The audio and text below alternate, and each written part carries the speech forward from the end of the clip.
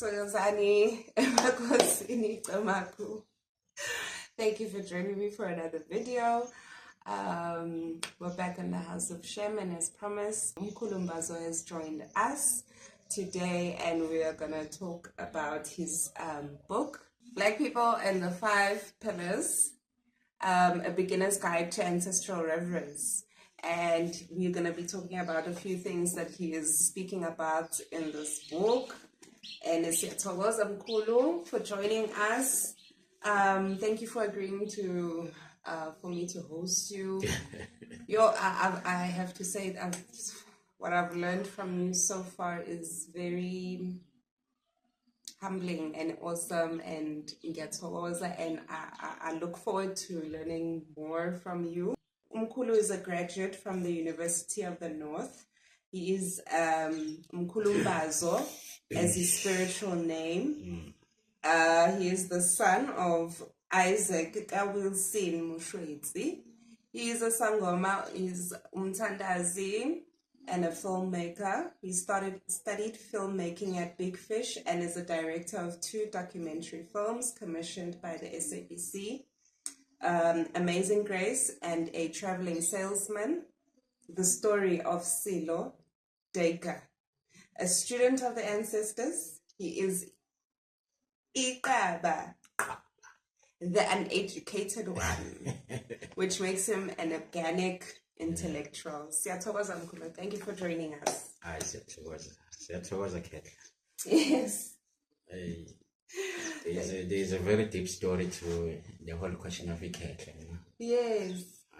I'm sure when we have time to discuss it one day, I mean, people might be like, why is he calling a woman a Khetla? Siyathokoza Khetla. Yes, and I never ever once on the channel ever once referred to myself as Khetla. But yes, he is right. But it's very deep. I hope one time we can have some time to dwell more on that issue. Let's begin from the beginning, Gogo.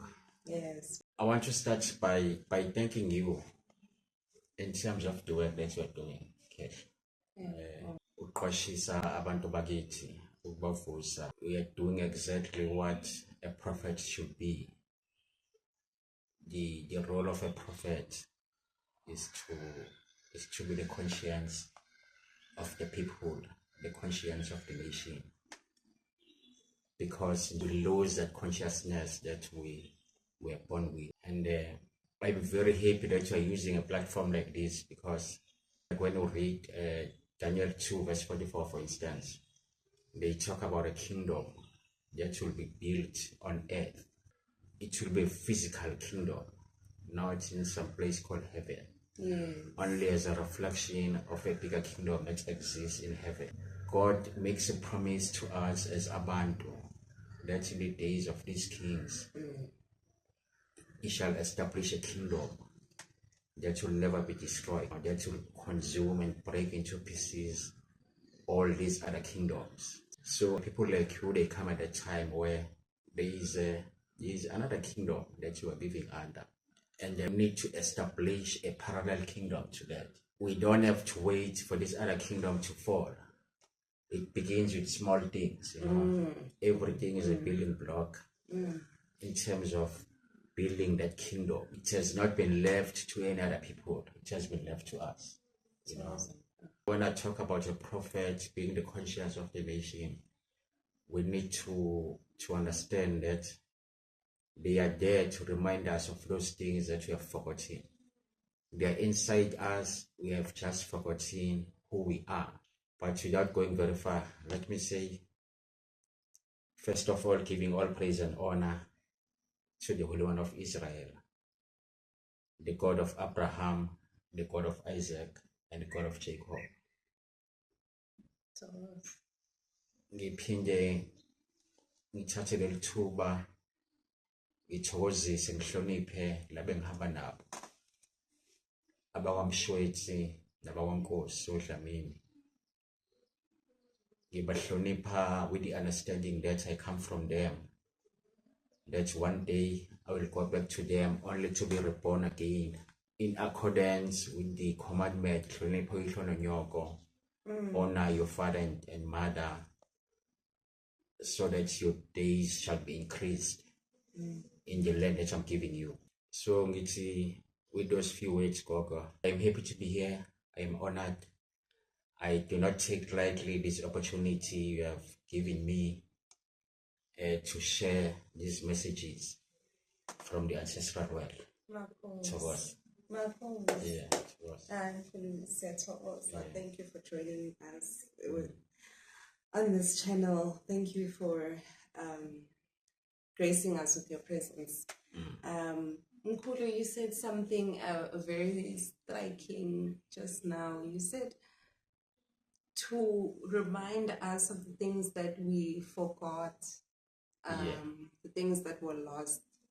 Nkulu, what was that? Maybe like, what do you mean about those things that are lost? It's the keys of life that were given to us as Abantu. It goes back to what went wrong with us as a people. We must have done something very wrong to find ourselves in the condition that we are in. We were separated for a special purpose, and for that special purpose, we are given certain laws that will serve as our guideline.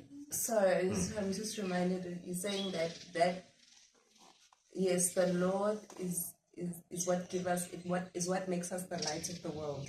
Yes. And the salt of the earth. We had a covenant. Yes. And then we broke the terms of that agreement. We were given certain blessings if we followed the terms of the covenant, and certain cases if we did not follow the terms of that covenant. It gave us that law so that we could become a blessing to other nations, and other people could say, this is such a wise and an understanding people. Let us go and learn of their ways. How do they worship? When we talk about abantu, sikhuluma abantu abamsulwa, people who have no concept of sin, so no, who are perfection itself, because they are closest to God. Yes. Us being chosen by God was a form of uktwasa as well, because wow, when you go through uktwasa, you have to make an agreement with the spirit world. Oh. That from now on, you are being separated, you live your life in a different way. You'll always try to be better every day in whatever you're doing. We read even in the Bible itself that the law is the light. Yes. Everything began with the law. But the problem is that we reached a stage where we were convinced by an opposing spirit that this law is not the right way to follow. And then when it was presented to us, it looked like breaking the law is something that is good, you know. Yes. It's the whole story that goes to Adam and Eve. Whatever that the serpent presented to Eve, she found it so attractive. Little did she know that it was the beginning of her own destruction. So it's all about remembering or trying to remind people of who they are, and maybe going back to the whole question about the book, Black People and the Five Pillars. Yes.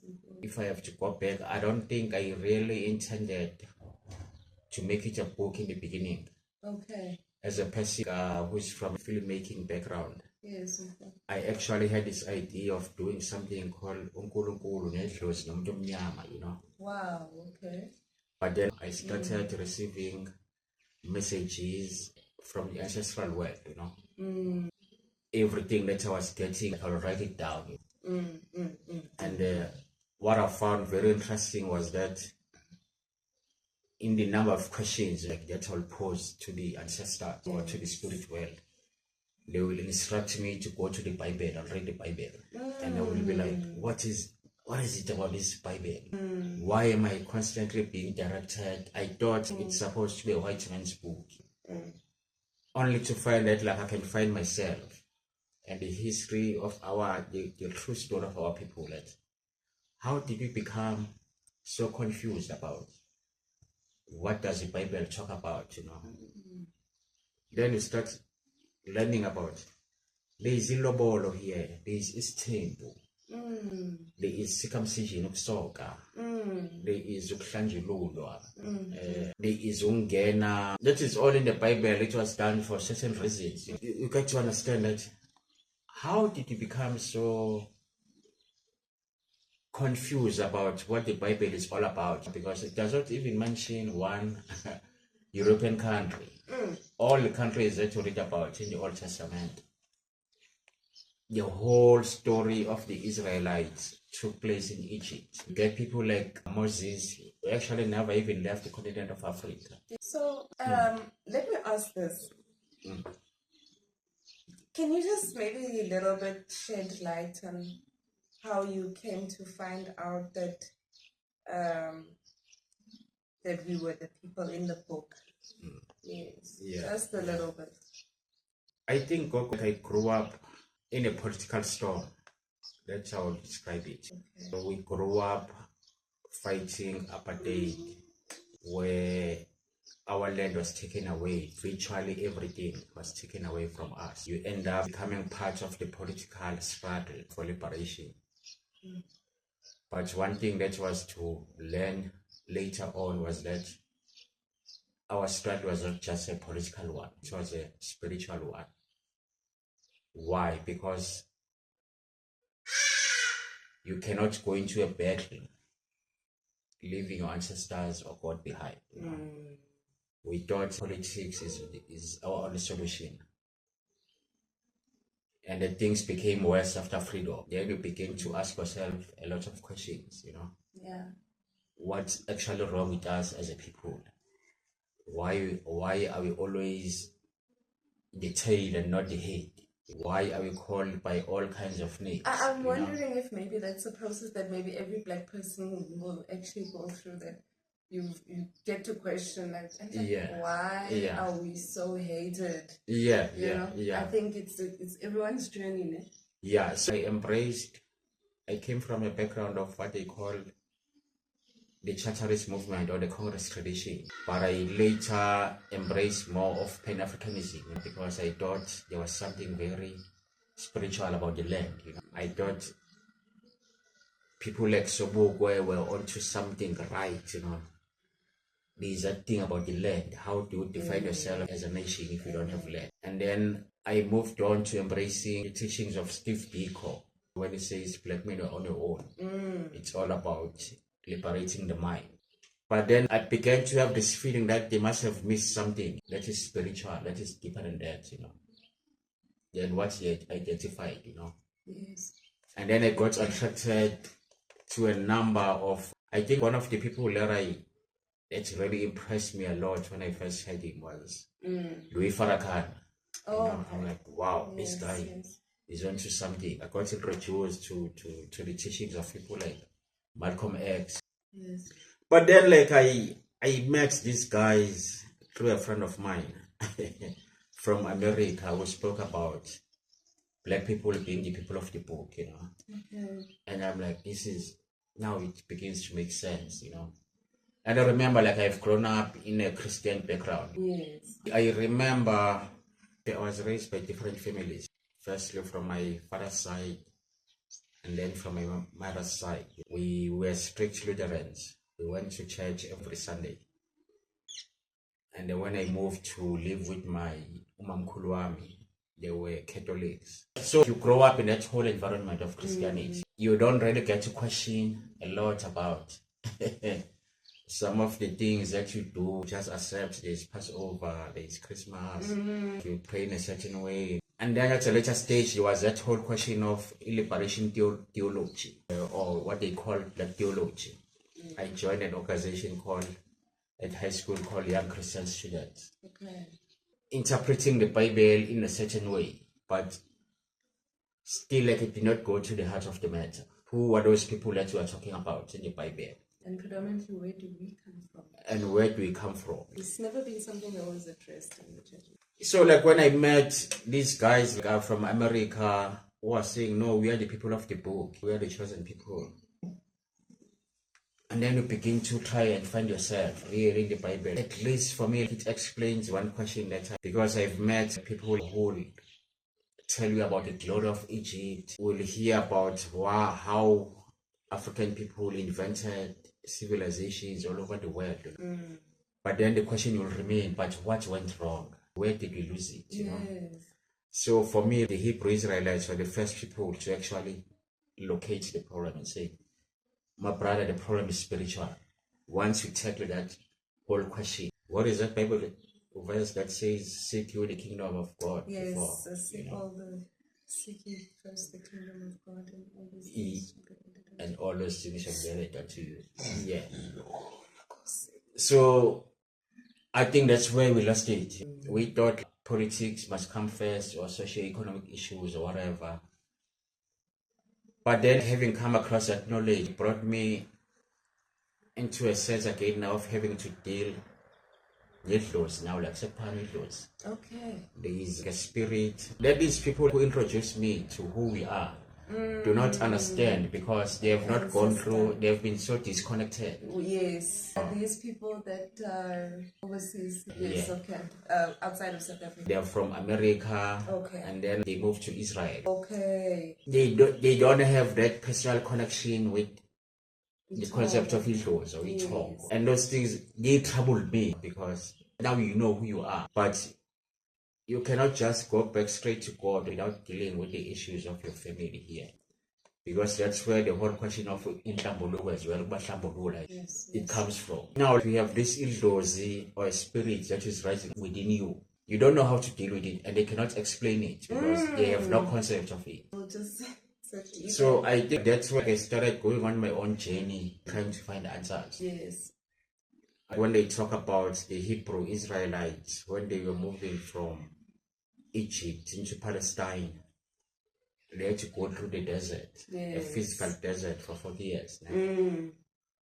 For me, I felt like that was a spiritual desert that I had to go through, because everyone has got their own journey to take. So it led me to that whole question. Now you start consulting people, certain messages are always constant. You have to go through twice. What does this thing mean? You actually find out later on it's actually about rebirth. The ancestors or the spirit rising within you. Yes. Because they had some unresolved issues in their lifetime. And because life is all about connection, we can never be disconnected from those who came before us. And we can never be disconnected from those who will come after us. There must always be a continuity. Okay, cool. Yes. Speaking of Amadlozi, can you perhaps break down the concept of Amadlozi and ancestors from the Bible? In your book, it's part of the second pillars. I'm so firmly interested, especially for those, like, can we maybe address those that have been taught and told that their ancestors are demons? That perhaps from the biblical perspective, when you look from Abraham, Isaac, and Jacob, what the Bible says when they were about to pass on. Can you break down for us? Ancestors as a biblical concept. Maybe let me start with Genesis 15 verse 15. When Abraham is told by God that when he dies, he will join his ancestors in death. Already it answers a certain question for us. Where do people go when they die? Because it's always a burning question. We are taught otherwise by Christianity. I'm sorry, I may be making some references to Christianity, but I feel that we have been too comfortable with the lie. And it's unfortunate if I'm going to make other people uncomfortable about certain things. But Yeshua taught us that you shall know the truth, and the truth shall set you free. And I find it very interesting that when you look at the term, the truth is called iqiniso, from the word uqina. So it makes you strong instead of debilitating you. It makes you strong. That is so interesting. I always go deep into the meaning of weight, breaking down weight, because it was a specific instruction from my ancestors to always go into the relationship between weights. They'll break them down for me. There is another weight that is hidden inside this weight, because the whole concept of God as well is hidden in language. There is a language that we lost, and when we lost that language, we lost the concept of God. Yes. You can find him in so many of our African languages. For me, I was specifically instructed to go into the Zulu Bible all the time. Yes. Because I found that it was actually even closer to the Hebrew thought than you'll have your English or Greek or Latin. Proving, of course, yet again that we are the people of the book. So going back to that question of the ancestors, when they tell us where Abraham will go, and then they tell us where his son will go as well, back to his father Abraham, and then the grandson Jacob, and go back to his grandfather Abraham and Abo Kokoba, Abo Shem, people who came before them. Yes. They come from the spirit world into the physical world, go back to the spiritual realm, only to come back again. Because there is always that regeneration of life. So that is where the whole concept of idlos comes from. The going back to the fathers. Yeah, when they say stand at the crossroads and look for the ancient paths. Yes. That's where you'll find life. Just to paraphrase it, always have to go back to them, find out the old ways. So this is a spirit that rises. It's always within you, but it rises at a certain point, Yes. to guide your life, because they need to come back and live, and they can only live through you as that vessel. Even though they are gone, they need to come back and live through you. Yes. And finish maybe like certain tasks, or like pass over certain gifts that were meant for the physical life. Yes. And they can no longer use it in the ancestral world. Yeah. I've heard people talking about ukuvuka kabusha. That is actually a form of reincarnation, or a form of rebirth, or recycling of life. Like a new awakening. Yes, yes. And it comes in so many concepts in the Bible. You look at the whole creation of the world. God is talking to certain spirits from the beginning. And we understand that these spirits are what you'll call amadlozi. He says, let us create man in our own image, He's constantly talking to some other spirit, even though he's chief supreme spirit. He's always talking to, communicating. Yes. Let us do this and that. And when he creates man out of the soil of the earth, he breathes into his nostrils, umoya, and he becomes a living soul. So this person is not a living soul until it gets umoya. And the umoya lona, it needs to always rise within a person in different lifetimes. So idlos is not just a concept of rebirth only. Yes. For us, it is our understanding of everlasting life.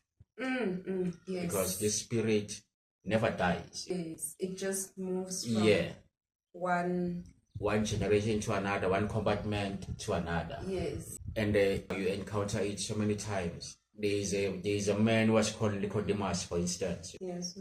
He came to Yeshua at night because he could not be seen to be consulting somebody who was considered maybe he's got some very fringe ideas about the world. Zealous. He was literally considered to be uhlanga. He could not grasp the simple concept of what is rebirth. That's when then we talk about uktwasa. Jesus says to him, you must be reborn in both water and spirit. And when you look at the world, the creation of the world, it's also created with water and spirit. Wow. So Mkulu, you're saying this is a basic, like you're trying to say that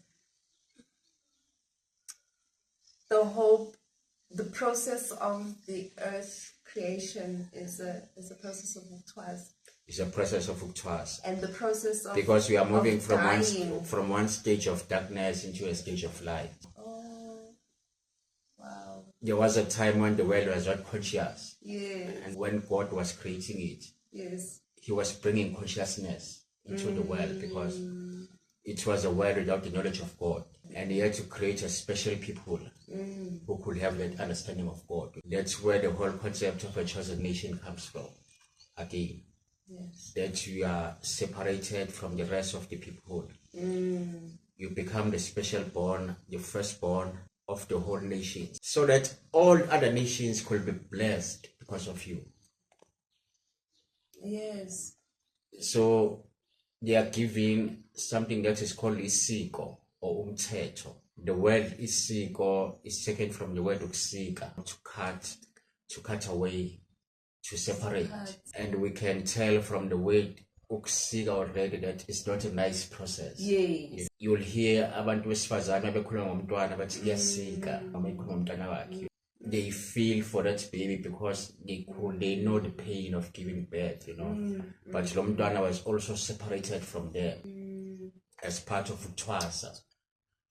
So it's a very deep concept, God. It's not easy to follow the law. That's why I always go back to that whole story of Adam and Eve as well. That when they were given something that was contrary to what they had been given, it looked attractive, something that to be enjoyed, you know. Fulfillment. But it was their own death. So there's a spirit that always wants to rise within us. These people, they are your intuition. Yes. That voice that talks to you when you are cooking, you know, put that spice, put that, you know. You think when you are drawing, your head is just moving, and then afterwards, like you've got this whole beautiful creation in front of you, because you're actually born to be creators ourselves. You know? Yes. We need to replicate God. So that whole concept is very deep of illusion, and it can rise up for different reasons in a person. Some people are just meant to be healers, you know. Yes. Some of them ungathwasa so that you can become an artist. You can sing, you know. Yes. Ungathwasa so that you can teach, you know, because you have been given that spirit of teaching or wisdom of teaching. I always say the work of a prophet is to be a teacher more than anything else. When we read about Yeshua in the Bible, all the time his disciples will refer to him as teacher or a rabbi. In isiZulu we call it umfundisi as opposed to umfundisi. It's actually umfundisi. Yeah. Okay, so you so I want you to also explain, because you did say that it's a process. Uktwas is a process of changing from one form to another. Okay, and the concept of ancestors is biblical. Like when you look at Abraham, how he went back to his fathers. Okay. Yeah. So when we speak about a person's spirit, what is involved in a person's spirit? Which father is like from the mother side or the father side? Which fathers that?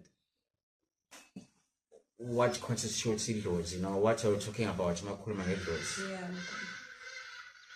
You go back again to that whole question of how Adam and Eve were created. God creates Adam, man, from the soil of the earth, and he takes from Adam in one of his ribs. So a woman is supposed to go back to the source of her being in God as well. Okay. When she meets a man and gets married, there are two processes. Very simple. You go uyokhuleka, uyocela isihloko esihle to the other family, and then you pay what is called a lobolo, which is a form of a covenant that we are taking this person, because we have to look at how do people gain membership into a certain family.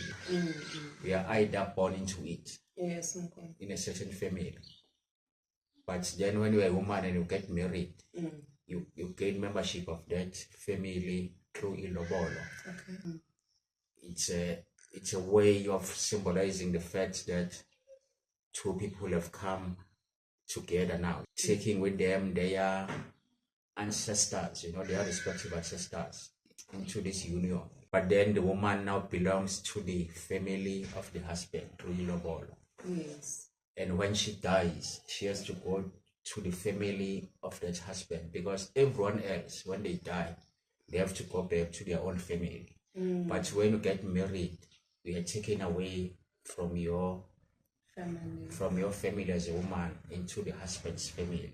You are joined now. Yeah, and then the children who are born from that union between the man and wife, they belong to the father. Okay. They go back to belonging to the father. Yes. And that's where they are supposed to go back again as well when they die. So the right hand side of a man will be what constitutes your paternal side. Okay. Or of a person, and then the left hand side will be your maternal side. Wow. They come together into one person, and then that relationship is going to flow either vertically or horizontally. How so? So that your son becomes yourself. Okay. He's made in the image of his father. Oh, okay. Just like Adam was created in the image of his father, God. And that relationship is what, vertical? Yes, that one then will be vertically. But it's basically the same person replicating or duplicating themselves. Okay. And then this whole person again can be duplicated in a horizontal form through your brother. Okay. And your sister. Hence you'll have what you call auntie, ubabekazi. Yes. Ubaba omncane or ubaba omkhulu is still your father. But in the masculine. In the masculine form and in a horizontal form, So your aunt is your father in a feminine form. Yes. Okay. Yes, in the feminine form. And then umalume wakho is your mother in a masculine form. Oh, okay. Why do we say that? Because those are the people that, in the absence of your physical or biological father, yes, we have to do certain rituals. Yes. Those are the first people that you go to. Because they're still the extension of your father and mother in respective ways. Yes. So that is what we are talking about when we talk about the whole concept of idlozi. What constitutes idlozi? Which are the people now that when you have a problem, you go and approach. So what constitutes idlozi is your parents, but your parents also are the female and the masculine forms being your parents' siblings. So the whole question of uphahla, for instance. Yes. The term uphahla is taken from the word uphahla. Those are the people abaphahlile. Okay. Which means that your maternal side and your paternal side abantu abaphahlile. Oh, yeah. They surround you. They are surrounding you. The term of partner means to surround yourself. With your loved ones. So you always have to get them with partner all the time. Because once you are outside that circle, you start having problems. There is a disconnect between yourself and the spirit world. Okay, so Mkoyo, why is it so important that we must do rituals? Why must we always be looking back? Why is there an emphasis on ancestors and rituals and the likes? And why is it that we have to do these rituals? Why can't we live like other nations that don't practice such? Is it possible that we can live without these rituals and live without our ancestors? No, we can't, because those rituals are what constitute who we are as a people. We were separated for a special purpose. The law is not just our light, it's what gives us power. Because the law was given to us.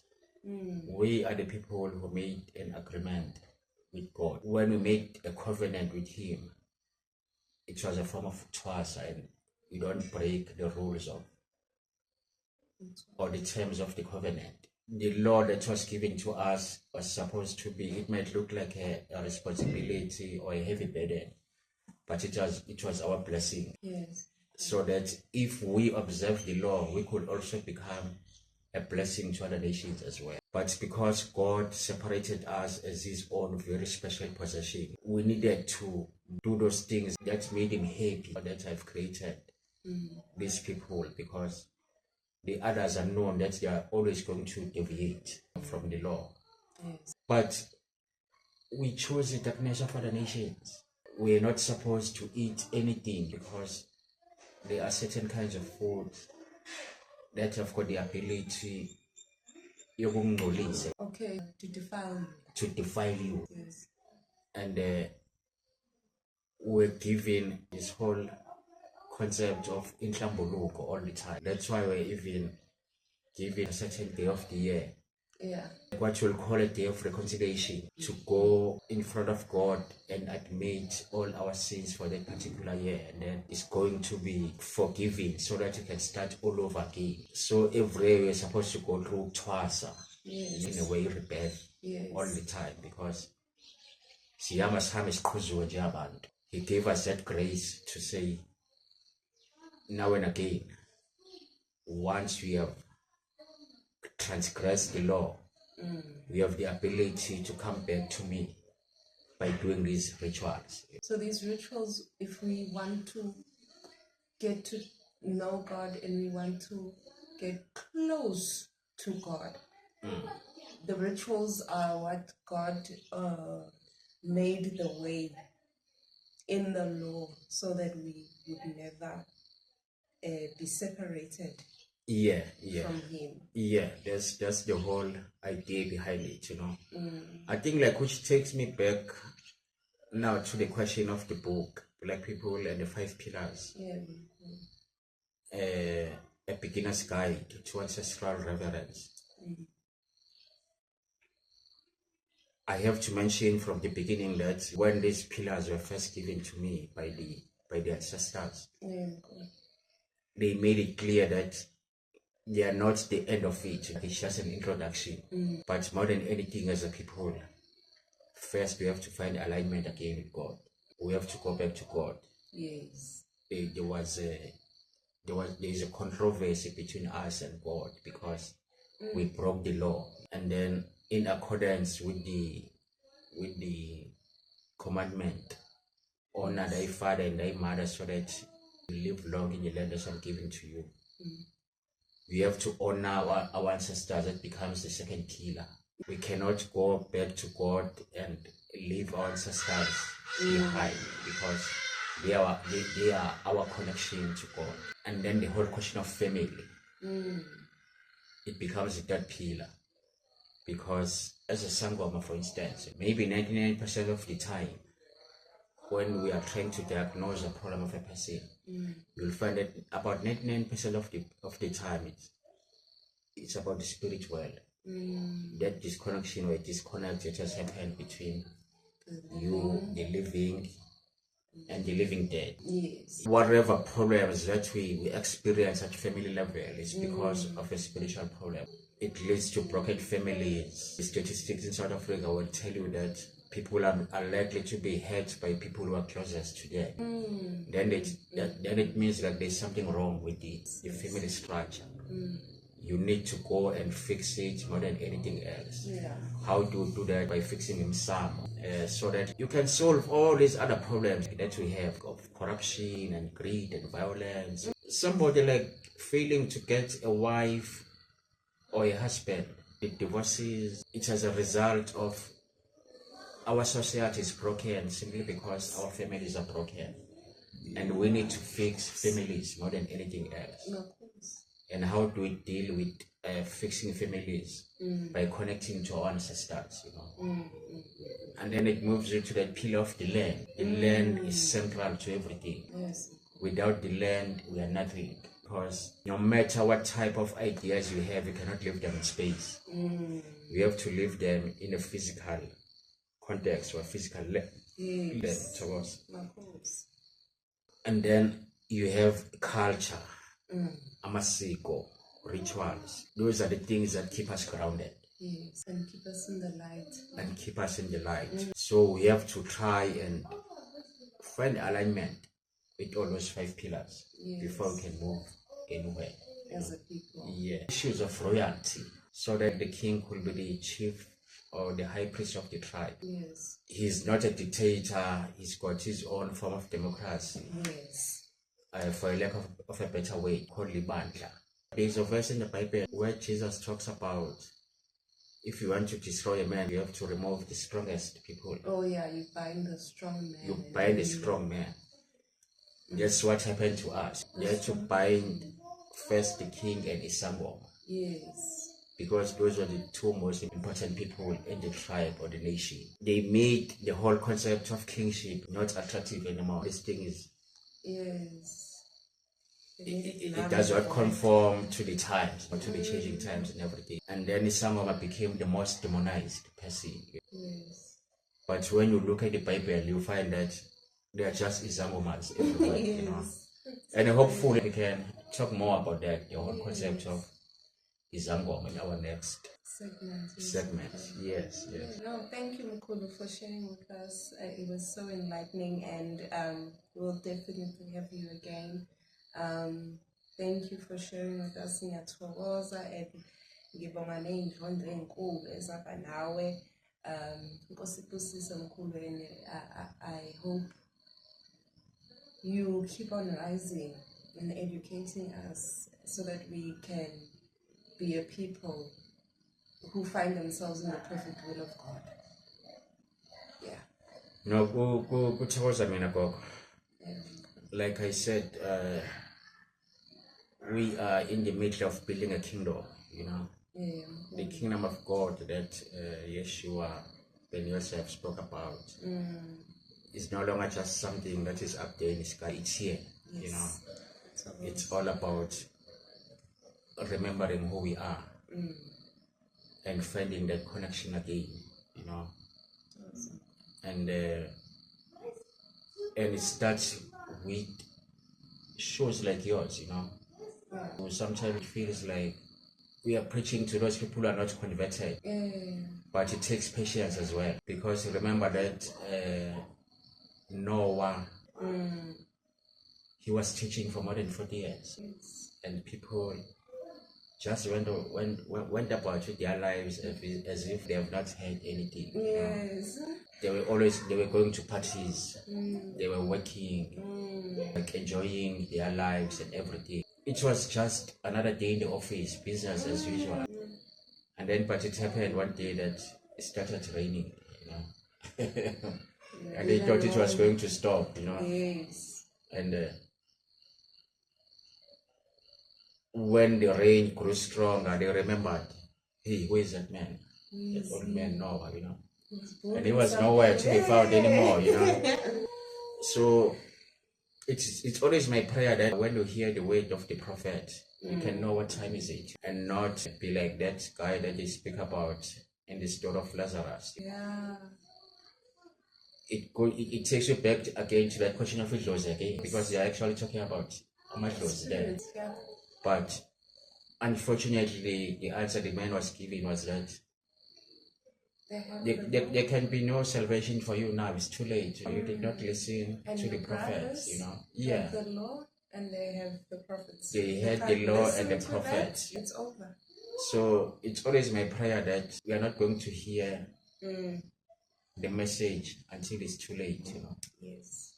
So with those words, Gogo, ngiyathokozisa ngiphinde ngibonge again for the opportunity that you have given me, and I hope we can have more of these interviews or these segments in the future. Siyathokoza. Thank you. Please join us again next time. Thank you.